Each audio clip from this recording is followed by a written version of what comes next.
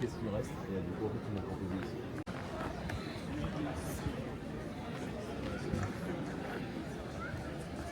En Irak, il y en a qui ont subi les attaques indirectes iraniennes il y a quelques jours. On a des camarades qui sont en opération à bord des navires de la Marine nationale, à bord ou à côté des bases aériennes à Djibouti et ailleurs. C'est important qu'au moment où nous faisons la fête, au moment où nous allons partir en vacances, nous ayons une pensée pour ces soldats. C'est ce que j'ai, en tout cas c'est la pensée que j'ai en coupant ce ruban inaugural du village défense.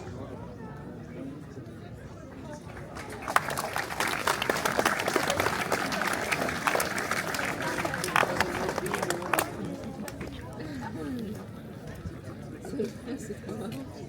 Comment mettre les ciseaux. Ah,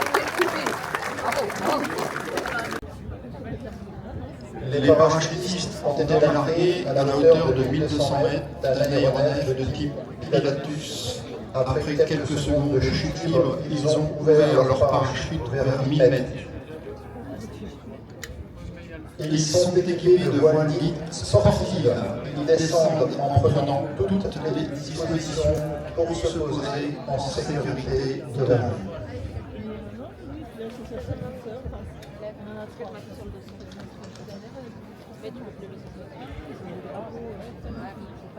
Ces parachutistes de l'école des troupes aéroportées de Pau sont avant tout des formateurs spécialistes en outre de la chute opérationnelle. Ils maîtrisent parfaitement l'ensemble des techniques nécessaires à la pratique du saut en parachute automatique à 300 mètres jusqu'à celle du saut à très grande hauteur, soit jusqu'à 8000 mètres d'altitude.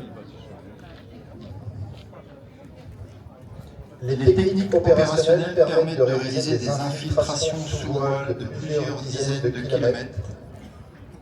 Le saut à grande hauteur requiert néanmoins de la part des parachutistes des aptitudes spécifiques et une très grande technicité.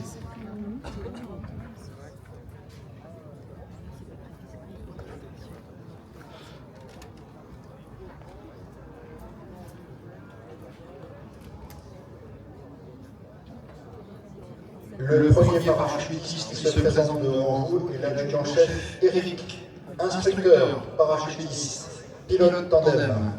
C'est le chef de cette équipe. Il totalise 3600 sauts et comme vous pouvez le constater, il porte le drapeau de l'école des troupes aéroportées.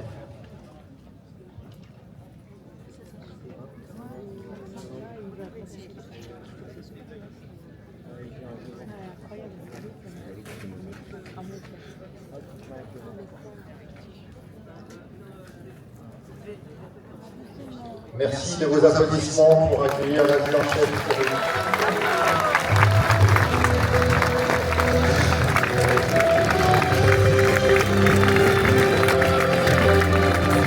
Le deuxième parachutiste se présente devant vous est le sergent-chef Maxime, chuteur militaire et vidéoman. Il totalise 995 sauts, il porte le drapeau de l'armée de terre.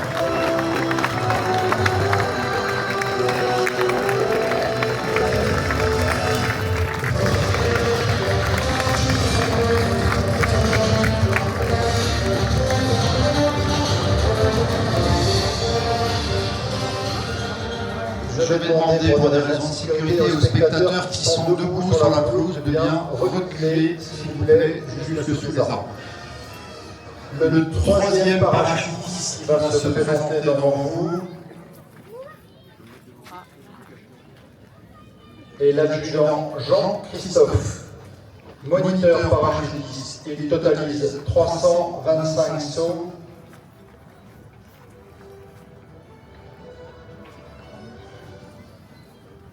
Et comme vous pouvez le constater, il porte le drapeau du Britannique national militaire.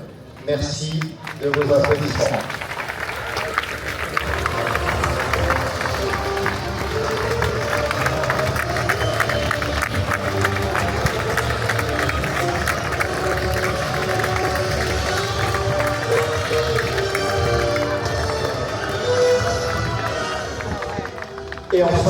attribuons le lieutenant-colonel Didier, chuteur opérationnel, totalisant 1550 sauts.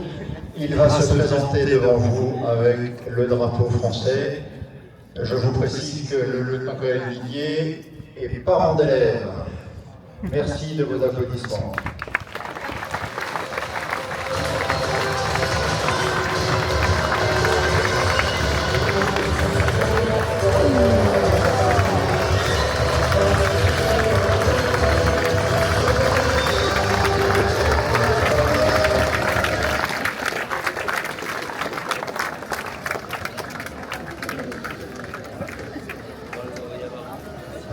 Merci de vos applaudissements pour ces 4 parachutistes de l'école de troupes paraportées. L'adjudant-chef, le sergent-chef Maxime, l'adjudant Jean-Christophe, le lieutenant-colonel Didier.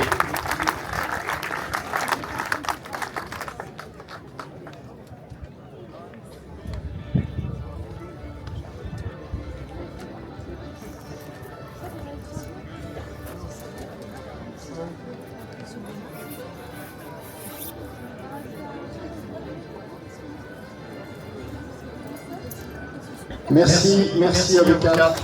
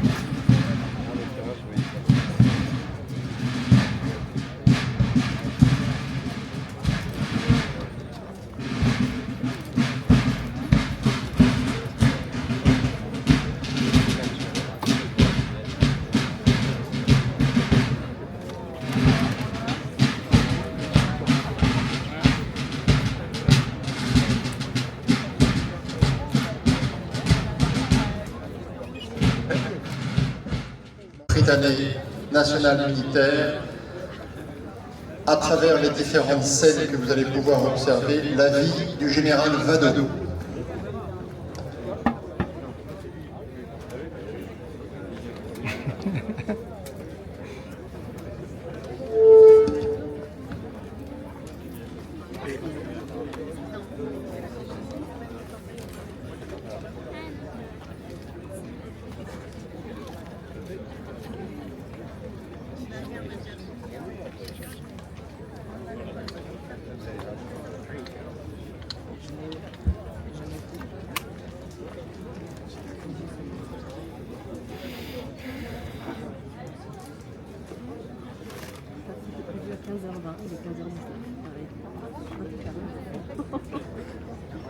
C'est à quelle heure?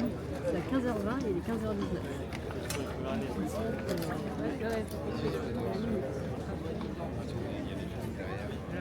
Né le 4 septembre 1912 à Montpellier. Très tôt attiré par les valeurs de l'armée, il entre au combat en 1931 en classe de Cire 2 dans le quartier de la Corniche. Ce passage fondateur de son caractère le mène à l'intégration de l'école spéciale militaire de Saint-Cyr dès l'année suivante au sein de la promotion Henri de Bournazel.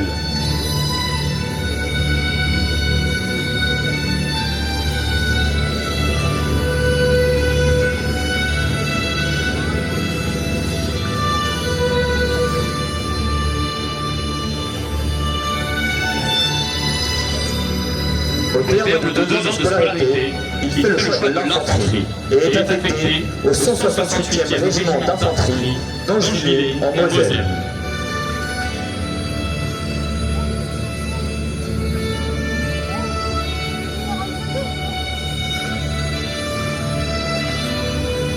Mais son brûlant désir de risquer sa vie pour la patrie ne trouve guère de satisfaction au casernement de sûreté.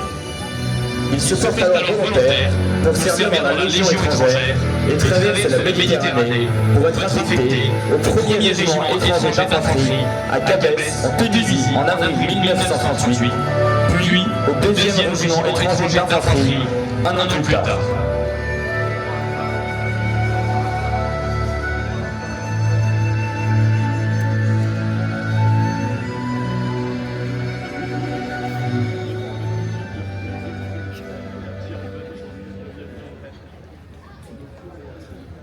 À l'aube de la Seconde Guerre mondiale, alors que l'Allemagne se renforce, Michel Vadot est envoyé sur la ligne Maginot pour y tenir des positions.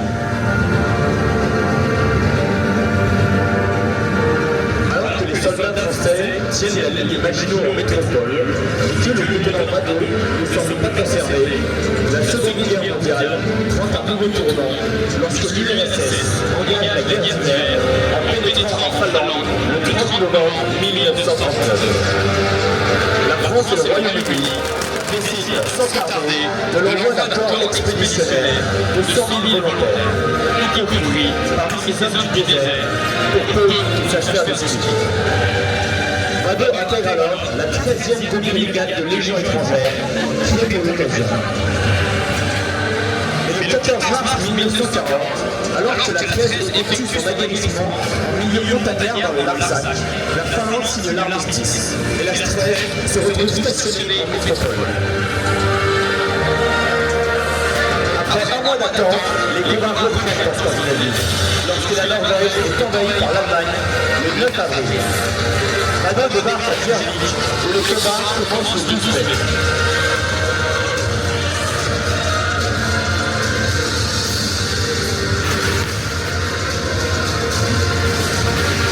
Le lendemain, Vadot est blessé lors de l'attaque de Stickler, mais refuse d'être évacué à l'Angleterre, ce qui lui permet de participer à la bataille du Nervik. Cerné par l'ennemi, le jeune lieutenant prend le commandement de sa compagnie après qu'un capitaine et un lieutenant sont mis hors de combat et parvient à tenir sa position en faisant preuve d'un contrôle de soi remarquable. Déclarant avec un sourire, bon, eh bien, il nous reste la possibilité de faire Cameroun. Il court d'un soldat à l'autre, sans cesse en chef exemplaire, encourageant ses hommes, les yeux brillants, malgré son bras impotent, et finit par offrir, avec ses hommes, la première victoire française de la Seconde Guerre mondiale.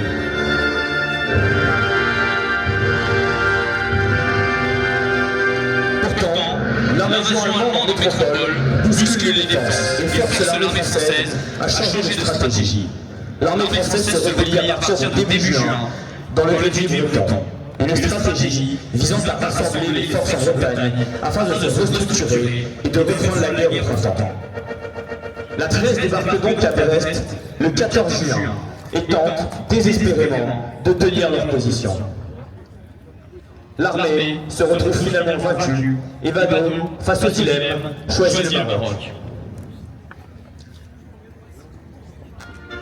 À la fin de la guerre, Vadot est envoyé en Indochine, à la tête de ses légionnaires, dans une guerre d'escarmouches, en pleine jungle. Vadot et ses légionnaires se battent avec ardeur. Sur la route coloniale 4, la FC4, les légionnaires tombent dans une terrible embuscade de l'infâme ennemi.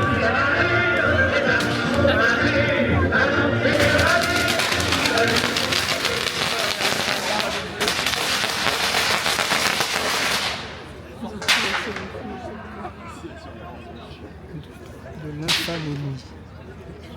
J'aime bien les qualificatifs. Qui seront transportés. Après ces épisodes, Vado souhaite repartir en Indochine.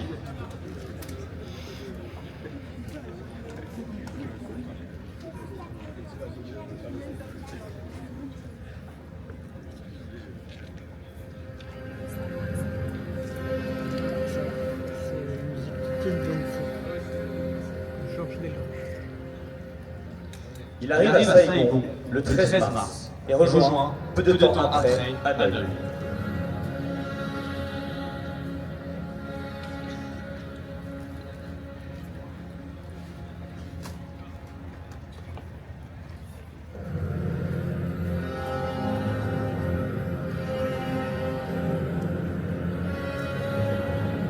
Il prend le commandement du 3e bataillon de la 13, au sein de laquelle il a combattu en Scandinavie, et dont les effectifs se sont considérablement enrichis de soldats vietnamiens volontaires. Il s'illustre alors dans le delta tonkinois, lors des opérations Sauterelle et Caïman, jusqu'à obtenir le grade de chef de bataillon en 1963. Après avoir remporté la dernière victoire française au conflit à Nassan, les légionnaires de la 3e bataillon atterriront à Dien Bien Phu.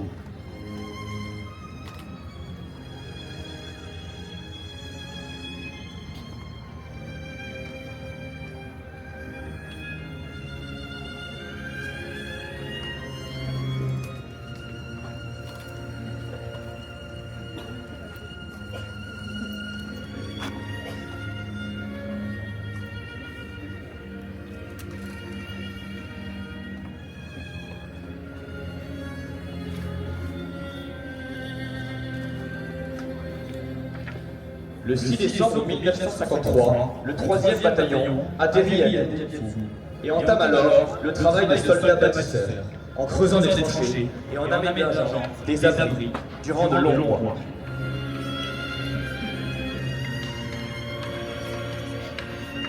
Quel chef.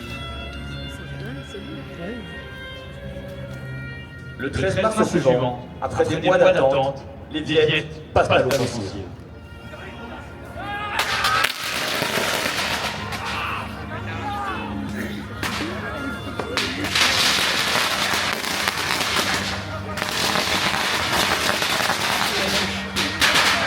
Les vaillants légionnaires de Vado repoussent l'ennemi durant une demi-heure avant de replâtrer leur créneau toujours sous le feu ennemi.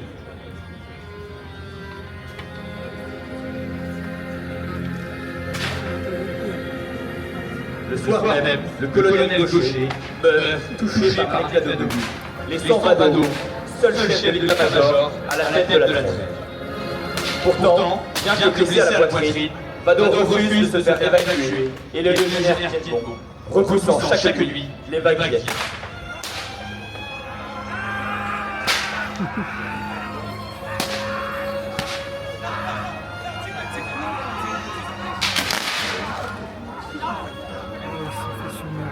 Et malgré l'héroïsme des soldats, a raison du courage. Le 7 mai 1954, après 57 jours de combat, le chef de bataillon Vado et ses hommes entament alors le calvaire vers les camps de prisonniers, dont les 3/4 ne reviendront jamais. Une marche forcée à travers la jungle, sur des centaines de kilomètres, en pleine saison de pluie.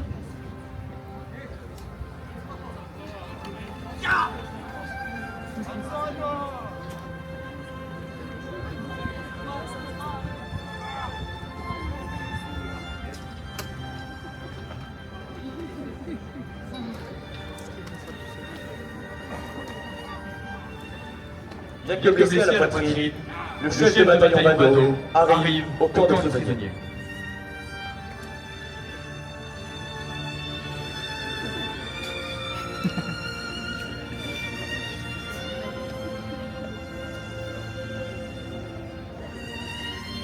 Le 4 septembre 1954, Après des mois de captivité, Vado et ses légionnaires sont enfin libérés.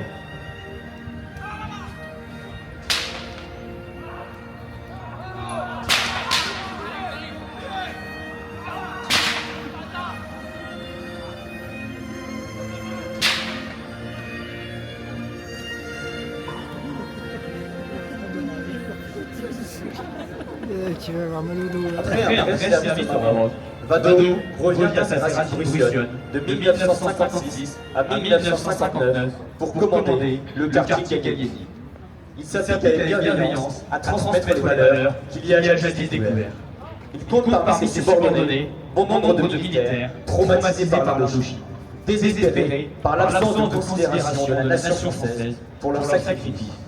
Il prend alors à cœur la tâche de leur donner la reconnaissance qu'ils méritent.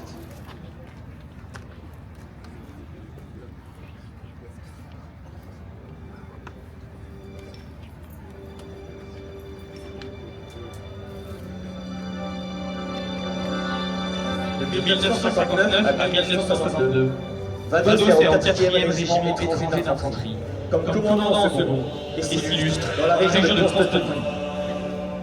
Mais en avril 1961, la réputation de la Légion étrangère est affaiblie par le putsch des généraux. Une coalition de militaires opposée au président de Gaulle à la suite de la victoire du oui lors du référendum sur l'autodétermination de l'Algérie. Le désormais président colonel Vado, ayant choisi sans hésiter le coup de la légalité, est alors convoqué par le ministre des Armées, Pierre Mesmer, lui-même légionnaire, pour plaider la cause de la Légion devant De Gaulle, qu'il finit par convaincre.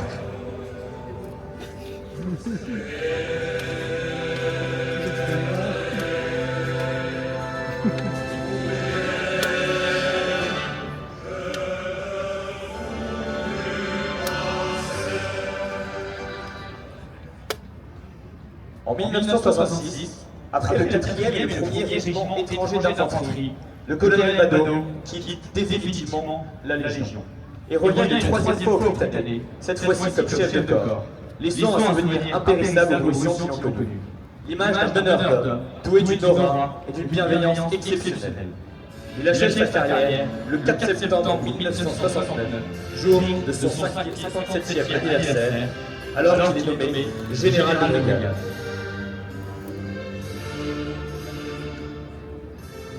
Le 30 avril 1981, Vado est à Aubagne pour célébrer l'anniversaire de la bataille de Cameroun et le 150e anniversaire de la création de la Légion étrangère.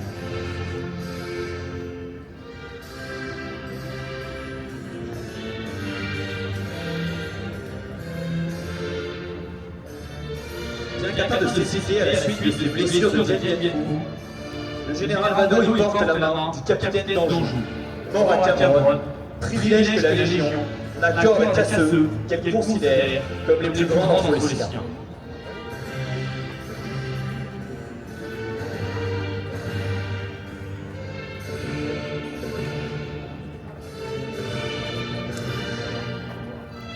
C'est au même endroit qu'il est élevé, 7 ans plus tard, à la dignité de Grand Croix de la Légion d'honneur.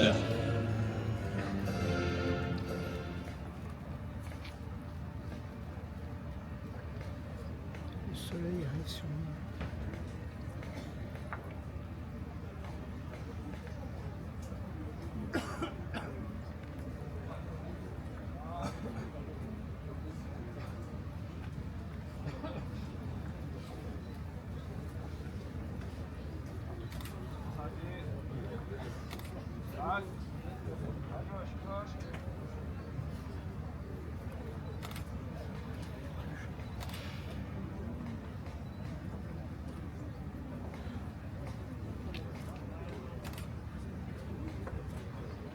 Après, parce que c'est chaud.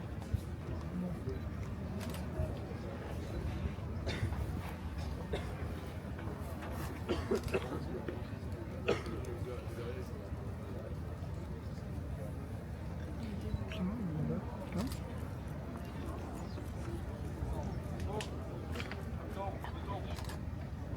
Au premier rang?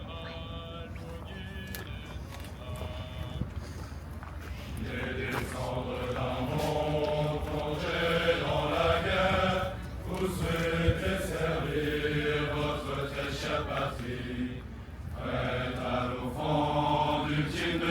votre vie, vous embrassez un destin militaire.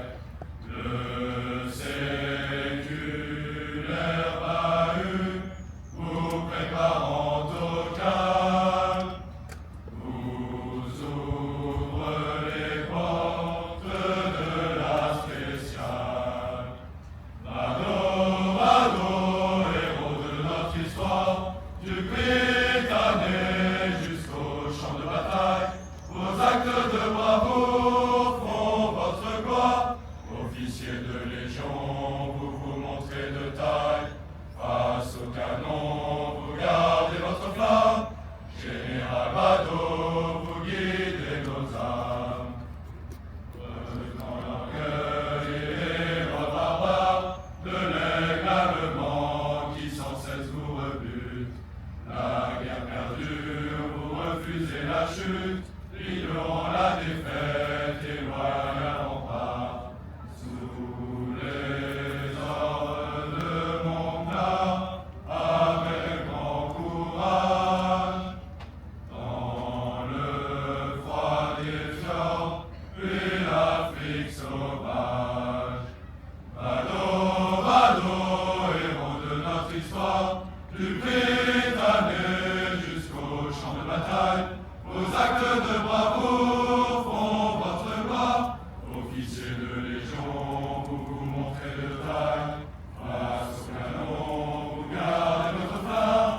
Général Bado, vous guidez nos âmes. Avec les fous guidant les légionnaires, l'opposant d'ennemi vous tient captif et fier. Malgré la faim, l'épreuve restant de fer, avec courage vous poursuivez la guerre. Et en Algérie, face au Félaga, face à l'adversité, vous demeurez droit. Bado, Bado, héros de notre histoire, du Britannique jusqu'au champ de bataille, vos actes de bravoure font votre gloire. Officier de légion, vous vous montrez de taille. Face au canon, vous gardez votre flamme. Général Bado, vous guidez nos âmes.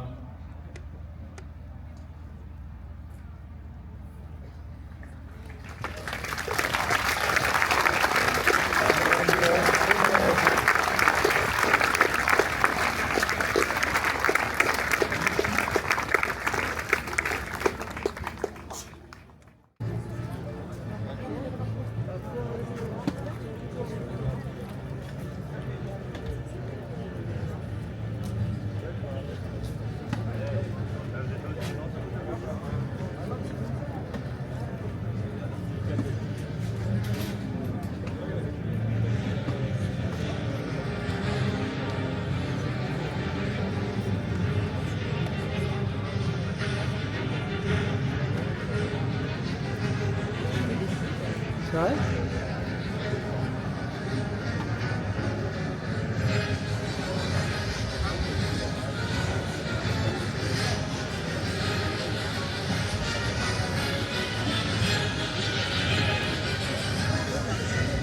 Ouais.